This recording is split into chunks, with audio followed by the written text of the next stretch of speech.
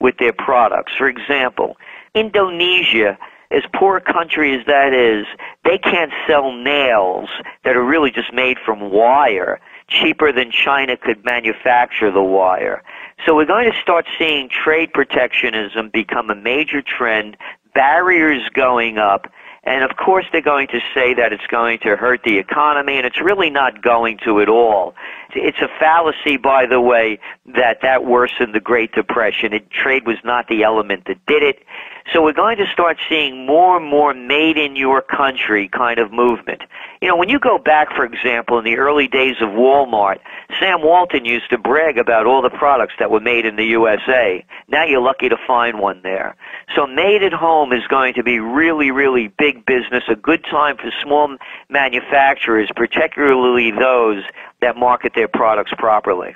And finally, the last trend I find fascinating. You call it the next big thing. Just as traditional print media, meaning newspaper and magazines, were scooped by the Internet competition, so too will new communication technologies herald the end of TV networks as we know them. And one of the problems I think you're seeing with the Internet, Gerald, is one time the networks were supposed to be unbiased, and I think they've shown that they are biased.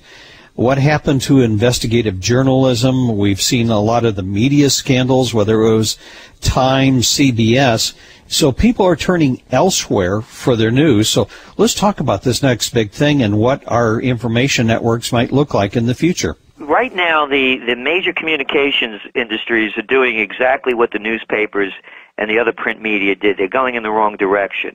They're taking from the big and going to the small on all the handheld devices, etc., trying to get their content out there.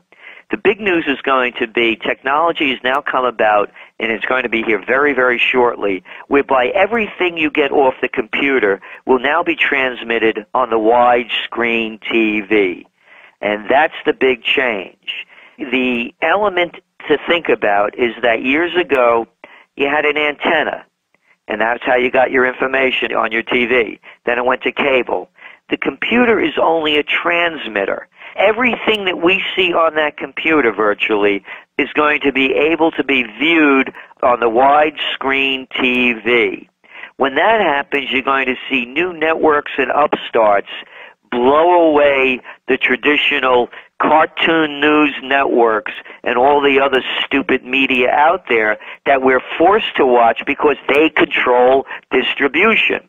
As long as we have net neutrality, which is, of course, up in the air at any time, we are going to see the demise of the ABCs, CBS, NBCs, just as we've seen the Chicago Tribunes go bankrupt, the Philadelphia Inquirers and all the others, Minneapolis Tribune, Seattle Post-Intelligentsia, on and on and on, either go out, go under, or go web only. This is going to be a huge trend because all you're getting out there, what they call news, oh, excuse me, Jim, I have to get off right now. I have to see what happened to Tiger Woods. I mean, who are these people talking to? Imbeciles? Hey, I think there's another Michael Jackson sighting. I mean, who are these people kidding? Katie Couric, Brian Williams, Oberman, Hannity, O'Reilly. How about Abbott and Costello? So people are going to start looking for real news, then trend information news that's going to help them prepare for the future rather than titillate and be exploitative. You know, Gerald, always fascinating and always on the mark. These are some interesting trends, some things that people might want to worry about, but also some hopeful things in there as well. Gerald, if our listeners would like to find out more about the work that you do, please tell them how they could do so. Well, they could go to our website, trendsresearch.com, and let them hit the button that says Top Trends 2010, the breaking point year, and they can preview what we see coming ahead. And I want to let everyone know that we know how difficult times are, and we have a discount button on our order form. So please contact us. Tell us what your situation is, and we'll do our very best to provide the Trends Journal to everyone, because these are very, very perilous times coming ahead, and we want people to be prepared so they don't follow their leaders over the cliff. Well said and well put. Always fascinating, Gerald. I want to thank you for coming on the program. I want to wish you a healthy and prosperous holiday and Happy New Year.